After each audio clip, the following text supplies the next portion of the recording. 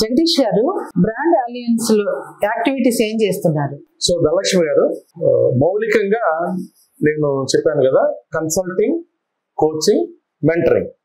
So consulting లో ఏం చేస్తున్నానో చెప్తాను. నేను కన్సల్టింగ్ ఏంటంటే నేను చేసేది ప్రిన్సిపల్ కన్సల్టింగ్ చేస్తాను. ప్రిన్సిపల్ కన్సల్టింగ్ లో టోటల్ గా ఒక వ్యక్తి మన దగ్గరికి వచ్చినప్పుడు ఆల్రెడీ ఎగ్జిస్టింగ్ ఎంటర్ప్రీనియర్ కావచ్చు, బడ్డింగ్ అంటే కొత్తగా ఔత్సాహిక పారిశ్రామికవేత్త, ఆల్రెడీ బిజినెస్ లో ఆల్రెడీ సక్సెస్ఫుల్ గా ఉన్న వ్యక్తి కావచ్చు.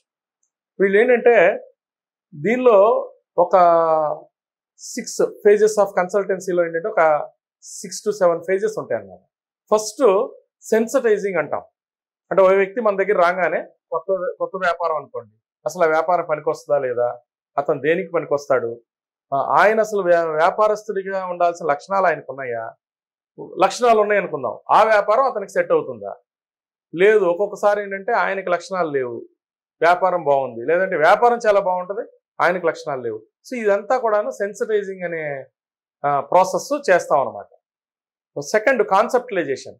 ఓకే, ఆల్రెడీ లక్షణాలు ఉన్నాయి, బాగున్నాయి, లేకపోతే లేవు, నెక్స్ట్ దీన్ని ఎలా ముందుకు తీసుకెళ్ళాలి. ఇప్పుడు లక్షణాలు లేవు వద్దనుకుంటే నేను ముందే చెప్పేస్తాను, మీరు వద్దంటే కన్సల్టింగ్కి మీరు వ్యాపారం జోలికి రావద్దు, మీరు జాబో లేకపోతే ఇంకో సిస్టంలో ఉండండి అని. సో కాన్సెప్టలైజేషన్ చేస్తాం. నెక్స్ట్ ఏంటంటే ప్రొఫైల్ బిల్డింగ్ చేయాలి ఆ వ్యక్తికి. అతను ఆ ప్రాజెక్ట్ రిపోర్ట్ అని కానివ్వండి, ఇంకోటి అని కానివ్వండి, దాన్ని ఒక ప్రొఫైల్ బిల్డింగ్. నెక్స్ట్ అతని ప్రొఫైల్ని అతనికి ఒక లోన్స్ మిగతా వచ్చేటటువంటి విధంగా ఒక ప్రొఫైల్ని నెక్స్ట్ లెవెల్లో ఉంటుందన్నమాట. అంటే లోన్స్కి అప్రోచ్ అవ్వటము, ఇంకోటి అప్రోచ్ అవ్వటము.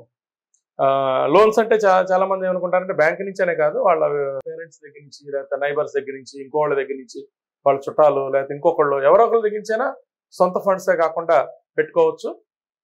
నెక్స్ట్ వచ్చేసి establishment of the company or business. ఇక్కడ చాలా జాగ్రత్తలు తీసుకోవాలి. ఆ జాగ్రత్తలు ఎలా ఉంటే బాగుంటుంది. ఇంకా నెక్స్ట్ స్టెప్ వచ్చేసేసి ముందు ముసళ్ళ పండుగ అంటారు. అంటే మనం వ్యాపారం మొదలు పెడితేనే పెట్టేసామంటే మనం సక్సెస్ అయిపోయినట్టు కాదు. చాలా మందికి దీని మీద అవగాహన ఉండదు. ముందు వ్యాపారం ఎలా చేయాలి, ఎలాంటి ఒడిదుడుకులు ఎలా ఉంటాయి, ఎలాంటి సవాళ్ళు ఉంటాయి, అంటే వర్కర్స్ని మెయింటైన్ చేయడంలో ఎలాంటి ప్రాబ్లమ్స్ ఉంటాయి, లేకపోతే ఎంప్లాయీస్ని మెయింటైన్ చేయడంలో ఎలాంటి ప్రాబ్లమ్స్ ఉంటాయి, కస్టమర్స్ని ఎలా మేనేజ్మెంట్ చేయాలి, కస్టమర్స్ని ఎలా అప్రోచ్ అవ్వాలి, అసలు ఆ ఉన్న కస్టమర్స్ని ఎలా రిటైన్ చేసుకోవాలి, వాళ్ళకి మంచి సర్వీస్ ఎలా ఇవ్వాలి, అలాగే మంచి వెండర్స్ని ఎలా పెట్టుకోవాలి, వాళ్ళకి ఎలా సపోర్ట్ ఇవ్వాలి, అలాగే మంచి కన్సల్టెంట్స్ని ఎలా డీల్ చేసుకోవాలి, అట్లా గవర్నమెంట్లో ఉన్న వ్యవస్థలతో ఎలా మెలగాలి చేయాలి. ఇవన్నీ కలిపి ఏంటంటే ఒక సిస్టము. ఇది ఓన్లీ ప్రిన్సిపల్ కన్సల్టెంట్ మాత్రమే చేయగలుగుతాడు. సో నేను ప్రిన్సిపల్ కన్సల్టెంట్ రోల్లో ఉండి, అంటే మీరు ఒక నర్సింగ్ హోమ్ దగ్గరికి వెళ్ళినప్పుడు అక్కడ ఫిజిషియన్ ఎలాగైతే ఉంటాడో, నేను దీన్ని ఫ్యామిలీ డాక్టర్ మోడల్ అంటాను. నేను ఆ ఫిజిషియన్కి ఏంటంటే overall health of the body health important. అదే స్పెషలిస్టులు ఉన్నారనుకోండి, ఇప్పుడు క్యాన్సర్ అయిన క్యాన్సర్, తర్వాత హార్ట్ అయిన హార్ట్, కిడ్నీ అయిన కిడ్నీ, వాళ్ళకి ఆ అవయవాల మీదే ఉంటుంది. అలాగే మనకి బిజినెస్ కన్సల్టెన్సీలో కూడా చాలా మంది ఉన్నారు. మేనేజ్మెంట్ కన్సల్టెంట్స్ ఉంటారు, బిజినెస్ కన్సల్టెంట్స్ ఉంటారు, ఫైనాన్షియల్ కన్సల్టెంట్స్ ఉంటారు, తర్వాత ఐటీ కన్సల్టెంట్స్ ఉంటారు, డిజిటల్ మార్కెటింగ్ కన్సల్టెంట్స్ ఉంటారు, తర్వాత చార్టెడ్ అకౌంటెంట్స్ ఉంటారు, ట్యాక్స్ కన్సల్టెంట్స్ ఉంటారు, జిఎస్టీ ఉంటుంది. ఎన్నో రకాల కన్సల్టెంట్స్, ఇంటర్నేషనల్ ఫైనాన్స్ కన్సల్టెంట్స్ ఉంటారు, ఫ్రాంచైజీ కన్సల్టెంట్స్ ఉంటారు.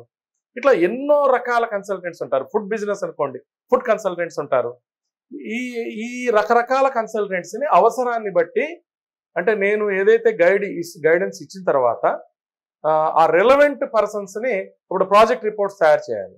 సో దానికి ప్రాజెక్ట్ రిపోర్ట్ కన్సల్టెంట్స్ ఉంటారు.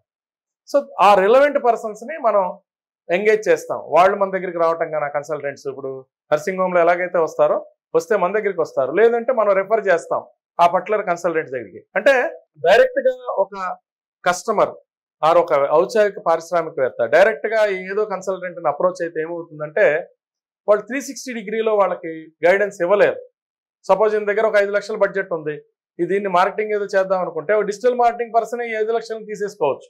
అప్పుడు మిగతా పారామీటర్స్లో ఇది ఇన్వెస్ట్మెంట్ కాకపోవచ్చు. అదే నేను అతను చక్కగా గైడ్ చేస్తాను. ముందు ఇదిగో నువ్వు ఈ 30,000 దీనిలో ఇన్వెస్ట్మెంట్ చేయి, ఈ 50,000 దీనిలో ఇన్వెస్ట్ చేయి, ఇదిగో ఈ కంపెనీ రిజిస్ట్రేషన్ నువ్వు ఈ అమౌంట్ని వాడు, ఇదిగో ఈ విధంగా ఉంటుంది, ఈ క్రమంలో ఏంటంటే ఒక బిజినెస్ ఎస్టాబ్లిష్మెంట్ చేయడానికి కావాల్సిన లోగో ఎలా చేసుకుంటే బాగుంటుంది, తర్వాత కంపెనీ పేరు ఏది పెడితే బాగుంటుంది, తర్వాత రిజిస్ట్రేషన్ అది ప్రైవేట్ లిమిటెడ్ పెడితే బాగుంటుందా, తర్వాత మనకి ఎల్ఎల్పి పెడితే బాగుంటుందా, పార్ట్నర్షిప్ అయితే బాగుంటుందా, ప్రొపరేటర్షిప్ అయితే బాగుంటుందా, ఇలాంటివన్నీ నేను చెప్పాను కదండి.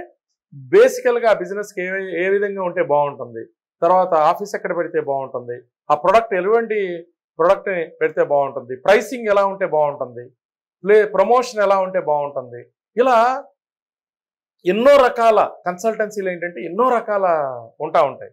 సో నేనేంటంటే ప్రైమరీ కన్సల్టెన్సీ తర్వాత వీళ్ళని మనం గైడెన్స్ ఇస్తాం. ఇందా కాన్సెప్టలైజేషన్లో భాగంగా ఈడీపీస్ ఎక్కడికి వెళ్తే బాగుంటుంది మనం సజెస్ట్ చేస్తాం.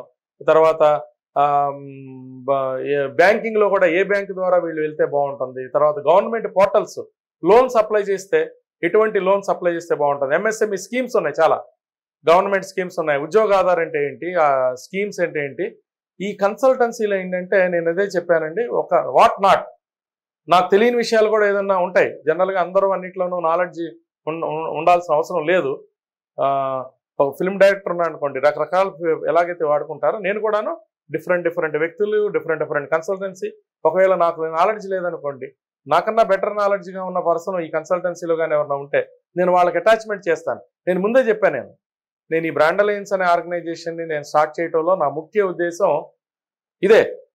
నా దగ్గరికి వచ్చిన వ్యక్తికి మంచి సర్వీసెస్ జరగాలి. బ్రాండ్ అలయన్స్ లోనే ఈ యాక్టివిటీస్ చేయడానికి గల కారణాలు ఏంటి? మీరు చాలా ఇంపార్టెంట్ క్వశ్చన్ అడిగారు. నేను చెప్పాను కదా, ఒక వ్యాపారస్తుడు మొదలు పెట్టినప్పుడు గైడెన్స్ రకరకాలుగా ఉంటుంది. మీకు ఎస్పెషల్లీ కన్సల్టెంట్ మీకు చెప్తా నేను.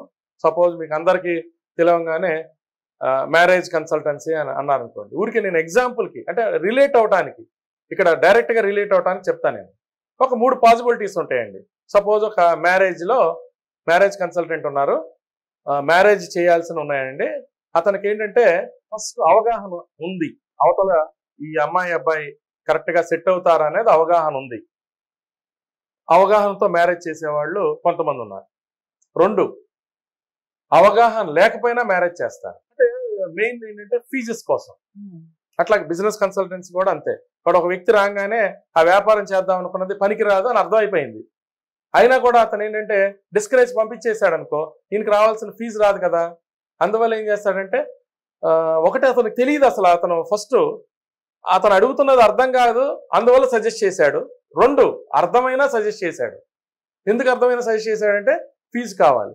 ఈ సేమ్ మ్యారేజ్లో కూడా అంతే, తెలీదు సజెస్ట్ చేశాడు, తెలుసు సజెస్ట్ చేశాడు. ఈ రెండింటి మధ్య ఉన్న అవగాహన ఏంటంటే మనం బతకాలి. సో నేను బ్రాండ్ అలయన్స్లో నా కన్సల్టెన్సీ ద్వారా నేను బతకాలి అనే ముందుకెళ్ళాలి అనే ఆలోచనతో నేను ఈ ఆర్గనైజేషన్ మనం స్టార్ట్ చేయలేదు.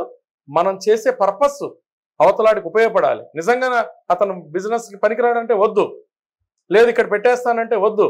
సో అతనికి ఏంటంటే రిలవెంట్ సర్వీస్ చేయాలి, మనం రిలవెంట్ ఛార్జ్ తీసుకోవాలి. అంటే అతనికి ఉపయోగపడుతూ, వాళ్ళకు ప్రొడక్టివిటీగా ఉపయోగపడుతూ దానిలో నుంచి మనం ప్రాఫిట్ తీసుకోవాలి. కానీ అతను ప్రాఫిట్ కోసమే మనం అతనికి రాంగ్ గైడెన్స్ ఇవ్వటమో, లేకపోతే అసలు గైడెన్స్ తెలియలేదనుకో, తెలియదని చెప్పడమే,